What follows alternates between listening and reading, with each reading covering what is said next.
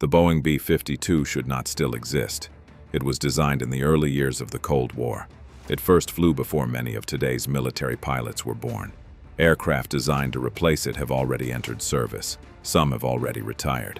Yet the U.S. Air Force expects certain B-52s flying today to remain operational into the 2050s, nearly a century after the aircraft first took to the sky. So the question is no longer why the B-52 survived. The question is why the Air Force keeps finding reasons not to replace it. The B-52 was created in a world where distance mattered. The United States needed an aircraft that could leave its bases, cross oceans, carry a serious load, and reach targets far beyond the range of ordinary aircraft. That was the problem. Fighter jets were fast, but they could not carry the same load across the same distance. Smaller bombers could hit targets, but they needed more support. The Air Force needed something larger, stronger, and more flexible. So Boeing built the Stratofortress. The aircraft was not made to look sleek. It was made to carry weight over long distance. Its frame, wing structure, and landing gear were all built around that purpose. The wings were long because the aircraft needed lift. The engines were placed in pods because the bomber needed steady power across long missions. The body was shaped around fuel, crew space, weapons bays, and endurance. This created a machine with a strange advantage. It did not need to be the fastest aircraft in the sky to remain useful. It needed to reach the mission area, stay there, and carry the kind of load that could change the outcome of an operation. That advantage looked obvious during the Cold War. The problem was that the Cold War eventually ended, and when it did, many military aircraft suddenly lost the mission they had been designed for. On paper, the B-52 should have been one of them. That is why the B-52 stayed relevant after the Cold War changed. When the world moved away from the old nuclear standoff of the 1950s and 1960s, the aircraft did not lose its place. It shifted. It was used in conventional conflicts. It carried precision weapons. It supported ground forces from high altitude. It launched standoff weapons from far away. It watched large areas of the ocean.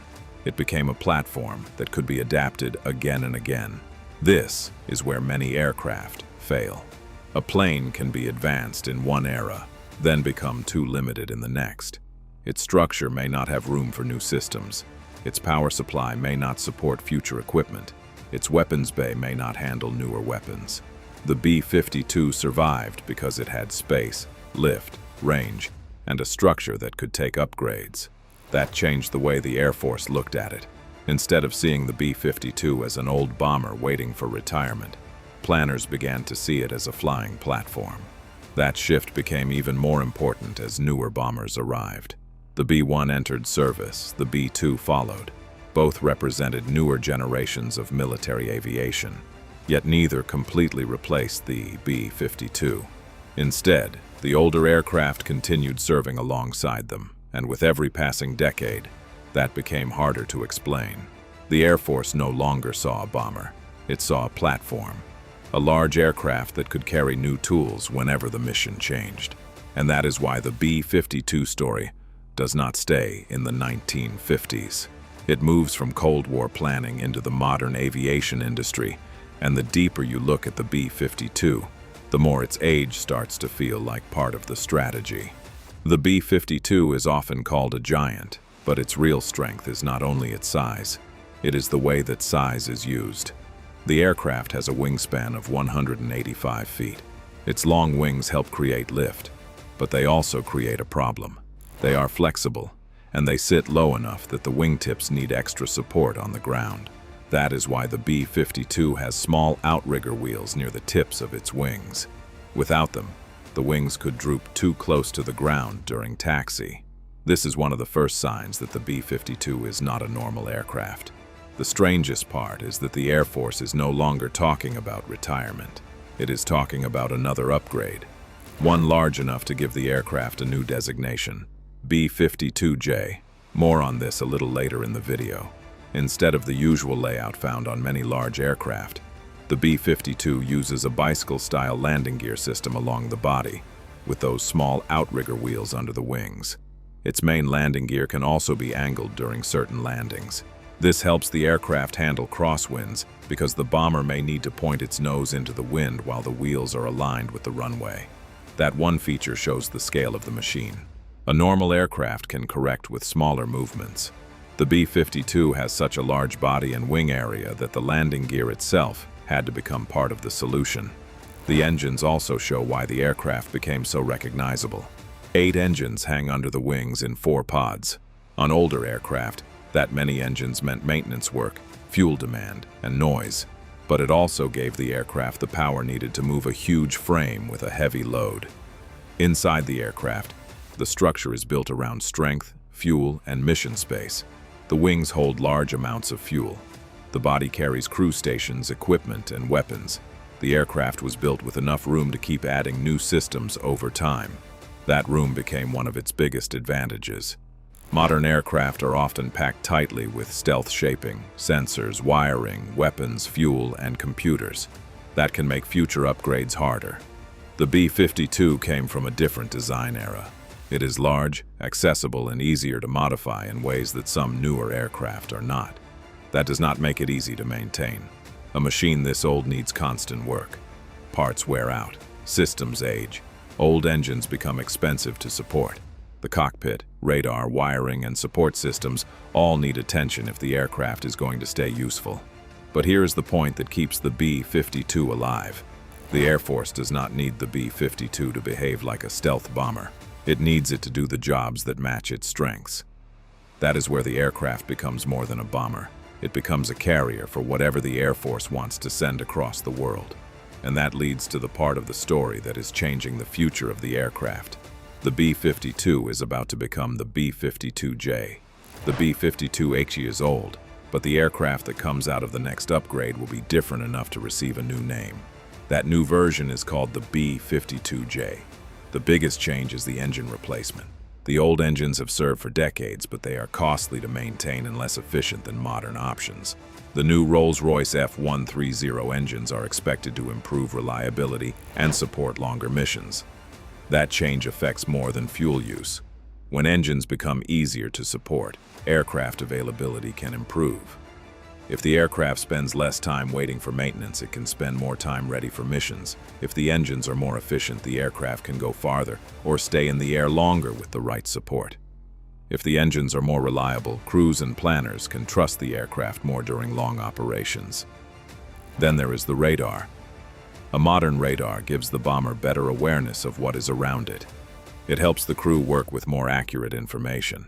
It also makes the aircraft more useful in missions that need detection, tracking, and coordination. This is where the B-52 becomes more dangerous in a different way. A 1950s airframe with modern engines, better radar, improved displays, and upgraded weapon support becomes something unusual. It is old in shape, but modern in function. If the B-52J works as planned, the United States gets a bomber that can serve for decades without waiting for a full replacement to be built in the same numbers. That changes the pressure on the rest of the military aviation world. Now the question is whether an old aircraft, rebuilt the right way, can still shape the future. Why newer aircraft can't replace the B-52 has survived because it does a job that is easy to describe, but hard to replace. For decades, military aviation kept producing aircraft that looked more advanced. Faster aircraft, stealth aircraft, more sophisticated aircraft. Yet the B-52 remained, because replacing one capability turned out to be easier than replacing all of them at once. This gives it a role that newer aircraft do not fully remove. A stealth bomber can enter dangerous airspace with a lower chance of being detected. That is valuable. But stealth aircraft are expensive, limited in number, and built for missions where survivability is the main concern.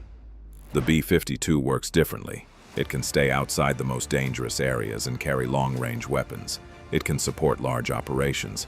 It can take part in missions where payload, time, and reach matter more than speed. It can also work with tankers, fighters, surveillance aircraft, satellites, and command networks. This makes the B-52 part of a larger system. A modern warplane does not fight alone. It depends on information, fuel, planning, and coordination. In that system, the B-52 becomes a large delivery platform. But this pressure has consequences. For an enemy, a B-52 in the region forces planning. It means more defenses must be watched, more airspace must be covered, more ships, bases, and supply routes may need protection. Even if the aircraft stays far away, its presence can stretch attention across a wide area. Sometimes the aircraft that changes the future is not the newest one on the runway. Sometimes it is the one everyone expected to leave. The B-52 began as a Cold War bomber. It became a symbol of American air power. Now it is being rebuilt for a world of new threats, longer ranges, smarter weapons, and rising competition. A plane from the 1950s is being prepared for the 2050s. That is the part that makes the B-52 different. It did not simply survive history, it forced history to make room for it. The B-52 was designed for a conflict that no longer exists. It survived the Cold War. It survived military reforms. It survived new generations of bombers, and now it is being prepared for a future its designers could never have imagined. Most military aircraft are eventually replaced. The B-52 became something rarer, an aircraft that kept finding new reasons to stay. It did not simply survive history, it forced history to make room for it.